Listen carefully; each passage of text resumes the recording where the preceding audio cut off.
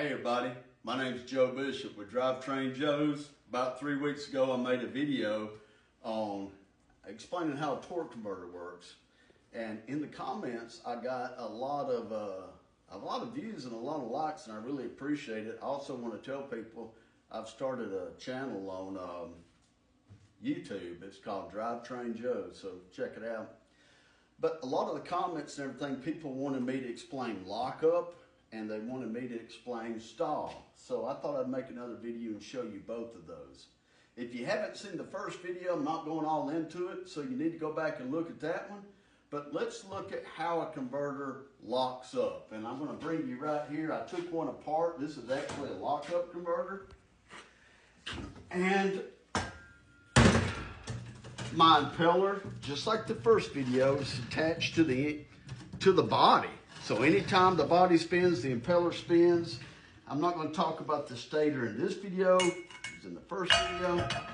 And then when this slings, it's going to sling fluid over to the turbine, and it's going to cause it to rotate. And that's what the input shaft of the transmission is connected to. So it's like your vehicle, the engine is connected to the rear end by fluid. Okay, I know clutch is applying your transmission, but the driving force is fluid being slung over. But no matter how good it is, there's a little bit of energy loss. So if my engine is spinning 1,000 RPM, and that means the turbine is slinging oil over to my turbine, but it's only spinning 900 RPM. That means we lost 100 RPM. Now, back in the late 80s, I believe it was, they said, hey, we've got a pretty good idea. Let's make a converter that once you're up to speed, let's say you're going 45 miles an hour, you don't really need a lot of torque multiplication. You've already planed off. You're line off the throttle. And what it does is it will actually, they made this. It's a clutch. That looks like a clutch disc on a manual transmission. And what they did, guys, is they, on the turbine, they got a little gear cut into it. And this clutch is going to slide over that, okay? So most of the time, before you get to, let's say, 45 miles an hour, you're just doing like a normal torque converter. But once the computer sees a number of things, and as different engineering's got different ideals, but once you're going fast enough, you're not really loaded, you're in fourth gear, the fluid temperature's high, this bird has landed on the tree, and a million other things, it decides to put oil into here. And it's going to cause this clutch to slide this way. Whoop. It's going to engage this clutch to the body. I don't know if you can see this surface right here. It's like a flywheel, okay, on a straight shift vehicle. And when that clutch applies to that, don't forget it's connected to the turbine. So when it applies, this whole thing becomes one. Now you're mechanically connected. It's not relying on fluid anymore. And now if this is spinning 1,000 RPM, that means that one, the turbine is spinning 1,000 RPM. And you got lockup, hence the term lockup, okay? So it's very good. The problem is when you come to a stop sign, the engine's going to go dead because it's going to be like you coming to a stop sign in a manual shift transmission and not pushing the clutch in. So when you apply the brake, the computer goes, oh, he's stopping. And it will release the fluid, and now the converter will unlock. And when it unlocks, now you're back to having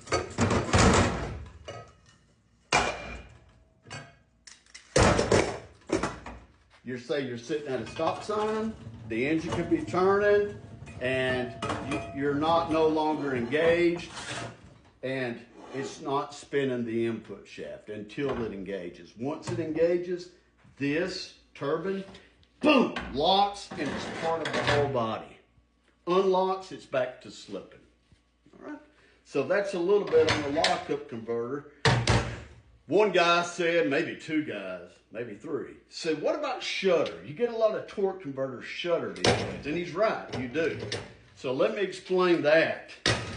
When you're going down the road and this clutch applies, once the computer goes, oh, okay, it's ready for it to apply, this clutch needs to be in good condition. And the spot it's going on has to be in good position. You can see this one's got some hot spots where it kind of, right? So what can happen, guys, if this surface is all distorted, when the clutch goes and applies, it's going to grab, stop, and you'll feel it all through the drive line of the vehicle. A lot of people describe it as shudder or like running over a little speed bump. Okay, it's that clutch. I don't know if the clutch is bad or the surface is bad, and something else that can do it is the fluid gets bad. So having fresh fluid with all the right friction modifiers will help eliminate that. The friction modifiers kind of help the transfer go a little bit better. Okay, so that's a little bit on a lockup converter. It locks up once you're at speed, and it's going to save a lot of fuel because now it's one whole body. And it unlocks when you're at lower speeds or at a stop. And we talked a little bit about shudder there. All right. Next thing I want to talk about is stall. So engineering, they give a converter a certain amount of stall to match the engine and the dynamics of the vehicle it's going in. And I ain't going to try to go through all of that at this point. But each car's got different stalls. We'll leave that up to engineering. A lot of guys want to know about stall probably because they're modifying their vehicle. So if you build an engine and you modify this engine with camshaft headers, low gears, yada, yada, yada, a lot of times the camshaft will say you need at least 3,000 stall. So what that means is you got to have this turning 3,000 RPM to get this turbine spinning good, to get it where it's fluid coupled. Nothing to do with lockup at this point, guys. This is just enough fluid coming over here to get it turning. So if this is set to lock up at 1,500 RPM, it's because these fins are angled. You're going to sling more oil with angled fins. But if I want more stall, what I would do, I would straighten it. Pretend this is a fin. I would straighten it like that. It don't have as much angle to it. It's more straight, which means I'm going to have to give the car more fuel. I'm going to have to get it faster to get it to engage with that, to get it to start going. So people are like, well, why do you want to do that? Wouldn't that kind of hurt? Because you're revving, you're still moving, but it's not totally coupled. And I'm going to demonstrate this in a minute. But what you're trying to do is you're trying to get that engine up to the correct speed. So it's working really good. It's flowing really good. And then the load comes on. All right? So if I straighten these fins out, I'm going to have to rev the car. It's still going to pull. You're still going to be able to go down the road, but it's not fully engaged until it gets to 3,000 RPM. And when that happens, boom, the engine's where it needs to be and the converter is now fluidly locked. And boom, you got a good, solid engine's where it needs to be, and you got a lot of power for takeoff and for racing or modified vehicles.